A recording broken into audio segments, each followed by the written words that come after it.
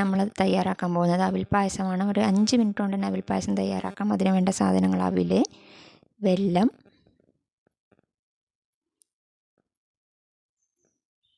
പിന്നെ ഈ കാണുന്നത് ആണ് തേങ്ങാപ്പാൽ. 2-ാം പാലാണിത്. ഇത് 1-ാം പാലാണ്. ഇത് ഏലക്ക പൊടിച്ചത്. ഇത്രയും സാധനം ഉണ്ടെങ്കിൽ നല്ല ടേസ്റ്റി ആയിട്ടുള്ള അവിൽ പായസം തയ്യാറാക്കാം. ഇനി ഇത് നമുക്ക് എങ്ങനെയാണ് തയ്യാറാക്കേണ്ടതെന്ന് നോക്കാം. ആദ്യം ഒരു പാത്രത്തിൽ വെള്ളമിട്ട ശേഷം അതിൽ കുറച്ച് വെള്ളം ഒഴിച്ചു കൊടുക്കുക. അത് നന്നായി ഉരുകി അതിൻ്റെ ഈ കാണുന്ന കട്ടകളൊക്കെ ഉരുകിയിട്ട് വരണം.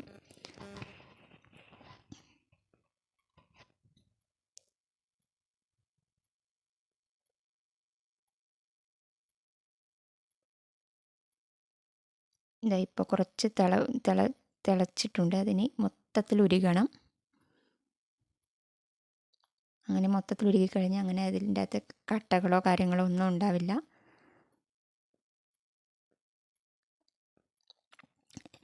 ഇതാ നല്ലവണ്ണം ഉരുകുന്നുണ്ട്. ഇന്നത്തെ പ്രത്യേകത എന്താണെന്ന് വെച്ചാൽ ഇന്ന് കുചേല ദിനമാണ്. കുചേല ദിനമായതുകൊണ്ടാണ് അവിൽ പായസം. ഭഗവാന് അവിൽ പായസവും അവിൽ കിഴിയും കൂടി വയ്ക്കുന്നതാണ് പൂജാമുറിയിൽ. ഈ കുചേല ദിനത്തിൽ ഏറ്റവും പ്രധാനപ്പെട്ടതാണ് അവിൽ കിഴി വയ്ക്കൽ. അതുകൊണ്ട് വിളക്കൊക്കെ വെച്ച് അവിൽ കിഴിയും അവിൽ പായസവും ഭഗവാന്റെ മുന്നിൽ വയ്ക്കുന്നതാണ്. ഞങ്ങളിത് എല്ലാ വർഷവും ചെയ്യുന്നതാണ്. പക്ഷേ ഈ വർഷം ഒരു വീഡിയോ നിങ്ങൾക്ക് ചെയ്യാമെന്ന് കരുതി. ഇത് കഴുകിയ അവിലാണ്.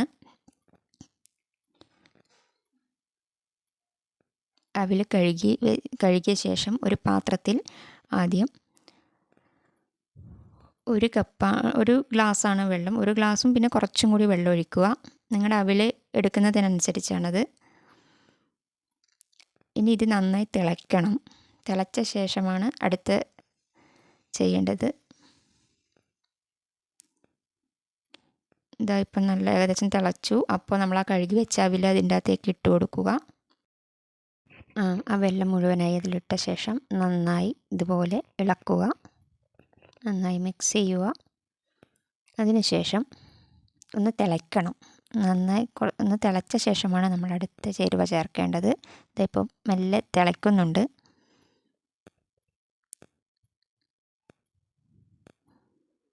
ഒരു 1 മിനിറ്റ് നേരം മാത്രമേ നമ്മൾ അങ്ങനെ വെക്കുള്ളൂ. അപ്പോൾ തന്നെ നന്നായി തിളയ്ക്കും. ഓൾറെഡി നമ്മൾ തിളച്ച വെള്ളത്തിലാണല്ലോ ഈ അവിൽ ചേർത്തത്. അപ്പോൾ പിന്നെ 1 മിനിറ്റ് കഴിഞ്ഞ ശേഷം നന്നായി തിളച്ച ശേഷം അതിൻ്റെ അകത്തേക്ക് ഈ വെല്ലം പാവ് കാച്ചിയത് ചേർക്കുക.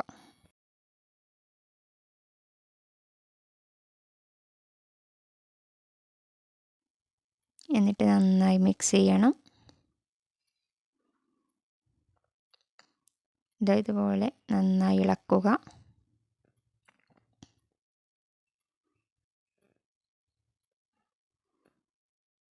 ഇതുപോലെ നല്ല ഇളക്കി യോജിപ്പിച്ച ശേഷം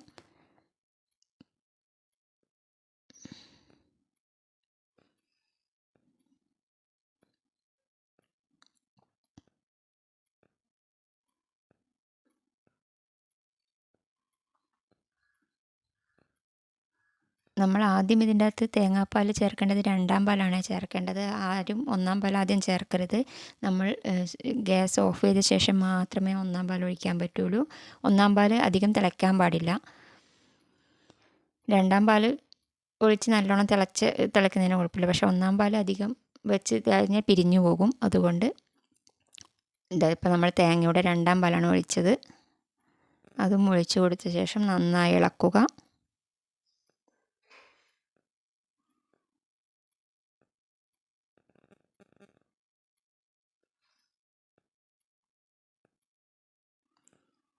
നന്നായി ഇളക്കി എല്ലാം യോജിപ്പിച്ച ശേഷം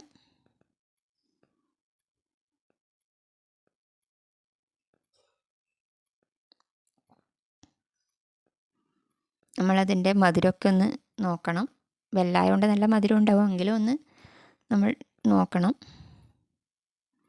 അതിന് ശേഷം ഇനി നമ്മൾ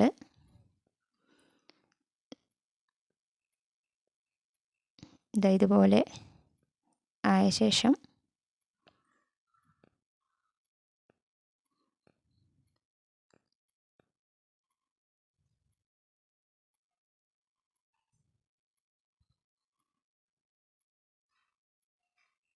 ഇത് നല്ലോണം തിളയ്ക്കുന്നുണ്ട്. തിളച്ച ശേഷം നമ്മൾ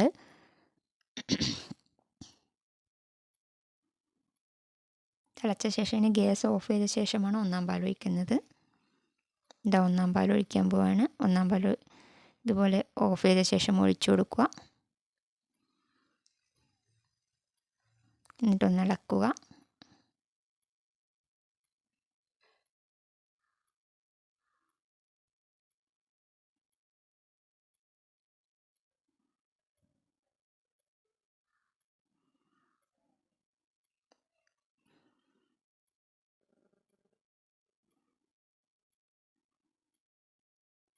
ഇനി നമ്മൾ ഇതിൻ്റെ അകത്ത് ഏലക്കാപ്പൊടി ചേർത്ത് കൊടുക്കേണ്ടതാണ്. ഏലക്കാപ്പൊടിയും കൂടി ചേർത്ത് കൊടുത്താൽ നല്ലൊരു മണമായിരിക്കും. ഇതാ ഏലക്കാപ്പൊടി നമ്മൾ നേരത്തെ പൊടിച്ച് വെച്ച ഏലക്കാപ്പൊടിയും കൂടി അതിൽ ചേർത്തു. എന്നിട്ട് അതും കൂടി ഒന്ന് ഇളക്കുക. ഈ ഏലക്കാപ്പൊടി ഒന്നാം പാലും ചേർത്തത് ഗ്യാസ് ഓഫ് ചെയ്ത ശേഷമാണ്. അങ്ങനെ നമ്മുടെ പായസം റെഡി ആയിരിക്കുകയാണ്. ഇത്രയേ ഉള്ളൂ. ഇനി നമുക്കിത് ഒരു പാത്രത്തിലേക്ക് മാറ്റി പൂജാ റൂമിലേക്ക് വെക്കാം.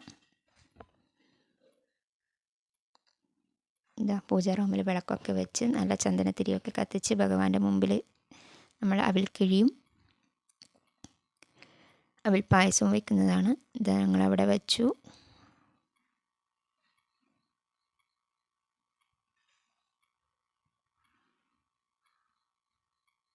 അങ്ങനെ ഈ ചെറിയ വീഡിയോ ഇവിടെ കഴിഞ്ഞിരിക്കുകയാണ്. നിങ്ങൾ മുഴുവനായിട്ട് കാണണം. ഇഷ്ടപ്പെട്ടെങ്കിൽ ലൈക്ക് ചെയ്യണം, സബ്സ്ക്രൈബ് ചെയ്യണം, കമൻറ്റ് ചെയ്യണം. ഇനി അടുത്ത വീഡിയോയുമായി കാണാം.